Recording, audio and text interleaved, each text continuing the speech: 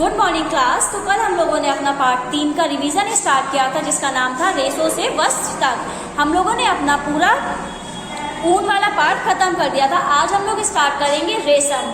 रेशम क्या होता है, हमें कैसे मिलता है, कौन से इंसेक्ट से मिलता है, ये सारा हम लोग आज जानेंगे। ठीक है,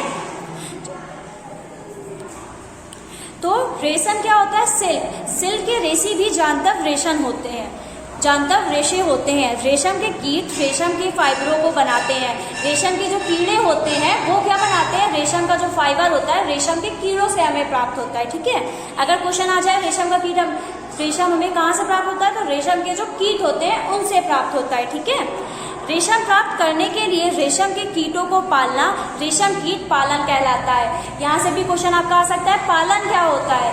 तो रेशम प्राप्त करने के लिए जब हम रेशम कीट को पालते हैं तो वो हमारा हो जाएगा पालन। ठीक है, क्या पालन है, पालन की वो क्या होगी परिभाषा, रेशम प्राप्त करने के लिए जब हम लोग रेशम कीट को पालते हैं तो वो होता है हमारा पालन। ठीक है, उसके बाद अपनी माता जी, चाची जी, दादी माँ के विभिन्न प्रकार के रेशम तथा रेशमी साड़ियों के बारे में जानकारी प्राप्त कीजिए। अब मम्मी के पास आपकी साड़ियाँ होंगी, आप लोगों से भी पूछ सकते हो कौन सी आपकी रेशम की साड़ी है। अलग अलग तरह का भी रेशम होता है, तो आप वैसे भी उधर से देख सकते हो, मम्मी या दादी से पूछ सकते हो। इससे पहले कि हम रेशम प्राप्त करने के प्रक्रम पर चर्चा करें, रेशम के कीट का जीवन चक्र के बारे में जानना आवश्यक है। रेशम का जो कीड़ा होता है उसका पूरा एक जीवन चक्र होता है, लाइफ साइकिल होता है, जो हम लोग के लिए बहुत इंपॉर्टेंट है जानना। और ये हम लोग के पेपर के उससे भी बहुत इंपॉर्टेंट है, इससे बड़ा क्वेश्चन भी आ सकता है, तो ये अच्छे से पढ़ेंगे आप लोग और इसका डायग्राम भी तैयार कर लेंगे। ठीक है, क्योंकि ये हमारा एक्सरसाइज में भी क्वेश्चन है। ठीक, रेशम कीट का जीवन चक्र। मादा रेशम कीट अंडे देती है जिसमें लार्वा निकलते हैं जो कैटरपिलर, इल्ली या रेशम कीट कहलाते हैं। तो जो मादा रेशम होती है, मादा रेशम कीट होती है, वो क्या करती है, अंडे देती है, जिससे जो वो निकलते हैं, बच्चे उसके निकलते हैं, उसको हम लोग क्या बोलते हैं, लार्वा बोलते हैं। तो रेशम कीट के जो बच्चे निकल रहे हैं उनको हम लोग बोलते हैं लार्वा। और लार्वा के यहाँ पे हमें डायग्राम भी दिखाया गया होगा, मादा फिर तो क्या है, जब रेशम कीट के जो बच्चे अंडे से निकल रहे हैं उनको हम लोग बोलते हैं लार्वा। ठीक है, उनको हम लोग कैटरपिलर भी बोलते हैं। ठीक, ये आकार में वृद्धि करते हैं। जब कैटरपिलर अपने जीवन चक्र की अगली अवस्था में प्रवेश करने के लिए तैयार होता है तो वह प्यूपा या कोशित कहलाता है। जब पहले हम लोग का क्या था, लार्वा, लेकिन जब वो दूसरी अवस्था में प्रवेश करने के लिए तैयार हो जाता है तो वो हो जाता है प्यूपा या फिर कोशित। ठीक है, वो प्यूपा या फिर कोशित कहलाता है, जो अपने इर्द गिर्द एक जाल बुन लेता है या जाल उसे अपने स्थान में बने रहने में सहायता करता है। तो क्या करता है, वो अपने स्थान में बना है, जैसे हम लोग घर बनाते हैं वैसे ही वो उसी तरह का एक अपने आसपास अपने चारों तरफ एक जाल बुन लेता है। ठीक है, फिर यह अंग्रेजी संख्या 8 के रूप में अपने सर के ऊपर सिरे से एक दूसरे सिरे तक, तो क्या करता है, वो अपने जाल को ऐसे 8 की तरह पूरा बुन के एक सर से, मतलब ऊपर सर से लेके पूरा दूसरे सिरे तक ऐसे 8 की तरीके क्या कर लेता है, अपने ऊपर जाल बुन लेता है। सिर की इस गति के समय कैटरपिलर पर पतले तार के रूप में प्रोटीन से बना एक पदार्थ स्वगित करते हैं जो कठोर होकर रेशम का रेशा बना देता है। तो वही जो हमारा वो होता है, जो रेशम कीट अपने ऊपर जो जाल बुन रहा है वही अपने आप को रेशम बना देता है। जो हमारा रेशम हम लोग को मिलता है वो वही जाल से मिलता है। ठीक है, उसके बाद जल्दी ही कैटरपिलर स्वयं को पूरी तरह रेशम के रेशों से ढक लेता है और प्यूपा बन जाता है। फिर क्या करता है, वो अपने आप को पूरा ढक लेता है, पहले थोड़ा थोड़ा एक बनाता है फिर वो पूरा ढक देता है। तो जब वो पूरा ढक जाता है तो वो क्या हो जाता है, प्यूपा। जब रेशम कीट अपने आप को पूरा रेशम से ढक लेगा या धागे से अपना पूरा जाल बुन लेगा तो वो स्टेज हो जाएगी उसकी प्यूपा। ठीक है, रेशम के रेशों का उपयोग रेशम के वस्त्र बुनने के लिए किया जाता है। क्या आप कल्पना कर सकते हैं कि रेशम मृदु स्टील के तार जितना मजबूत होता है। जो रेशम का धागा होता है, हमारा नॉर्मल धागा हम लोग ऐसे आराम से तोड़ सकते हैं, लेकिन उसको जल्दी हम लोग नहीं तोड़ पाएंगे। लेकिन जो रेशम का धागा होता है हम लोग उसको नहीं तोड़ पाएंगे क्योंकि वो बहुत ज़्यादा क्या होता है, मजबूत होता है। ठीक है, रेशम का धागा रेशम कीट को कोकून तो रेशम का धागा रेशम कीट के कोकून से प्राप्त होता है। तो उन्होंने जो कोकून बनाया, अपनी तरफ जो जाल बुना, उसी से हम लोग को क्या मिलता है? रेशम का धागा मिलता है। ठीक है, रेशम कीट अनेक किस्म के होते हैं जो एक दूसरे से काफ़ी अलग दिखाई देते हैं, और उनसे प्राप्त होने वाले रेशम के धागे भी अलग अलग होते हैं। अभी हम लोग ने ऊन में पढ़ा था, जो शीप होती हैं, जो भेड़ होती हैं, वो भी अलग अलग तरह की होती हैं और अलग अलग तरह का हम लोग को ऊन देती हैं। ठीक है, और वैसे ही रेशम के जो कीट होते हैं, जो रेशम के कीड़े होते हैं, वो भी अलग अलग तरह के होते हैं, और उनसे भी हमें जो वो रेशम प्राप्त होता है, वो अलग अलग तरह का प्राप्त होता है। ठीक है, उसके बाद अतः टसर रेशम, मूंगा रेशम, कोसा रेशम तथा अन्य प्रकार के रेशम विभिन्न किस्म के रेशम कीटों के द्वारा प्राप्त के कोकून से प्राप्त किए जाते हैं। यहाँ पे हमें कुछ रेशम के वो दिए गए प्रकार कौन कौन से रेशम होते हैं, और वो अलग अलग किस्म के जो होते हैं, हमारे कोकून होते हैं, उससे प्राप्त होता है। ठीक है, सबसे सामान्य रेशम कीट को शहतूत रेशम कीट कहते हैं। इस कीट को कोकून से प्राप्त किया जाने वाला रेशम फाइबर मृदु, चमकदार और लचीला होता है। इसे सुंदर रंगों से रंगा जाता है। तो जो हमारा शहतूत का पेड़ हम लोग ने देखा होगा, उसके ऊपर क्या होता है? उसके ऊपर जब वो कीड़ा चलता है तो वहाँ से जो हमारा रेशम प्राप्त होता है, वो बहुत ही चमकीला रंग का होता है, और उसको फिर हम लोग अलग अलग, जैसे ऊन में हम लोग को सिर्फ ब्लैक, वाइट और ब्राउन कलर का रेशम वो ऊन मिल रहा था, फिर हम लोग उसकी रंगाई कर रहे थे। वैसे इसमें जो हम लोग को चमकीला रेशम मिलता है, फिर हम लोग उसकी रंग उसमें भर के अलग अलग रंग का रेशम उससे बना लेते हैं। रेशम कीट पालन अथवा रेशम कीटों का संवर्धन भारत में बहुत प्राचीन व्यवसाय है।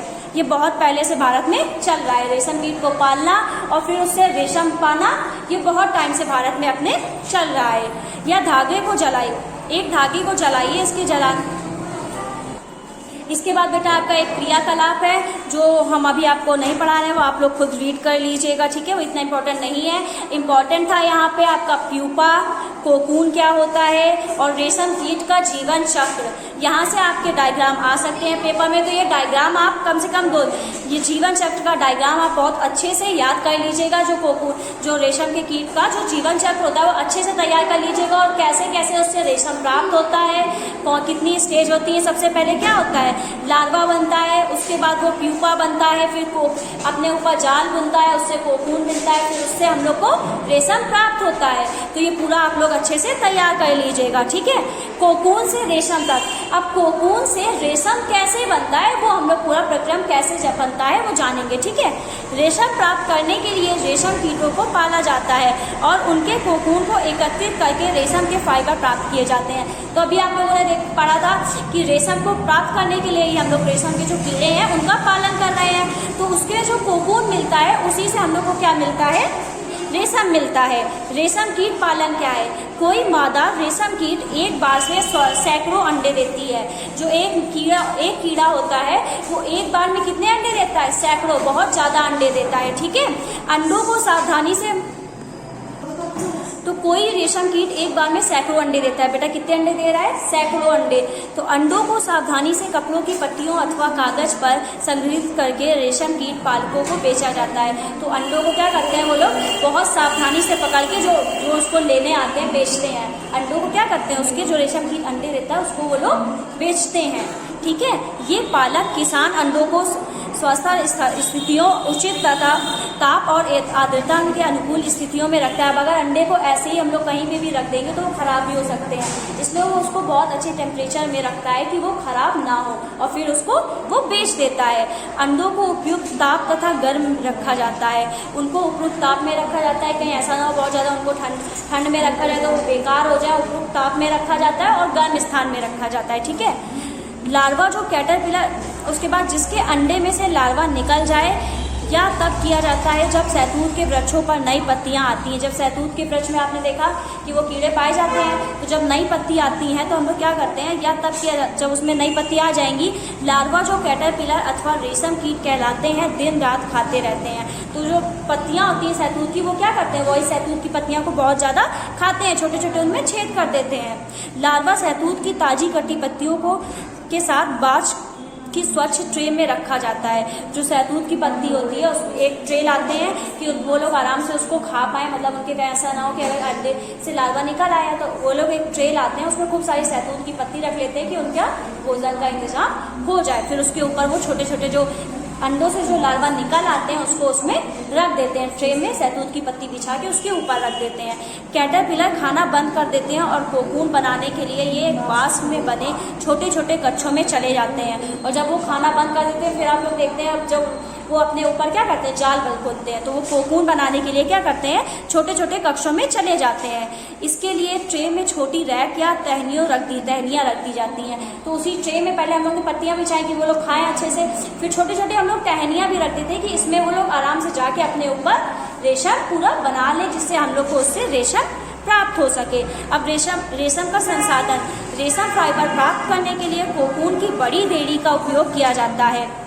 वसंत कीट के विकसित होने के लिए कोकूनों को धूप में रखा जाता है। कोकून को हम लोग किस में रखते हैं कि और ज़्यादा वो विकसित हो जाए तो हम लोग उसको किसमें रखेंगे, धूप में रखेंगे, ठीक है। इस प्रक्रम में रेशम के फाइबर पृथक हो जाते हैं। रेशम के रूप में उपयोग किए जाने के लिए कोकून रेशे निकालते हैं के पश्चात बनाने की क्रिया रेशम की रीलिंग कहलाती है। तो जब हम लोग रेशम को भी हम लोग ने ऊन में भी पढ़ा था, जब हम लोग को ऊन प्राप्त हो रहा था तो हम लोग उसकी रीलिंग कर रहे थे। तो पहले हम लोग जब रेशम में रंगाई कर लेंगे फिर उसकी क्या की जाती है, रेशम की रीलिंग की जाती है। उसको एक रील में लेके पूरा रेशम का धागा बांध दिया जाता है। रीलिंग विशेष मशीनों से की जाती है जो कोकून या फाइबर या रेशे को निकालती हैं। फिर रेशम फाइबर की कटाई की जाती है जिससे रेशम धागे प्राप्त हो जाते हैं। तो रीलिंग करके फिर क्या करते हैं, उसको मशीन या फैक्ट्री में भेजा जाता है, फिर उनकी कटाई की जाती है जिससे हम लोग को क्या मिलता है, रेशम के धागे मिलते हैं। फिर उसको बुनकर, उससे वस्त्र बुनकर हम लोग दुकान में उसको बेचते हैं, जो रेशम के वस्त्र आते हैं उनको, ठीक है। तो यहाँ से हम लोग ने ये चैप्टर का पूरा पढ़ लिया है।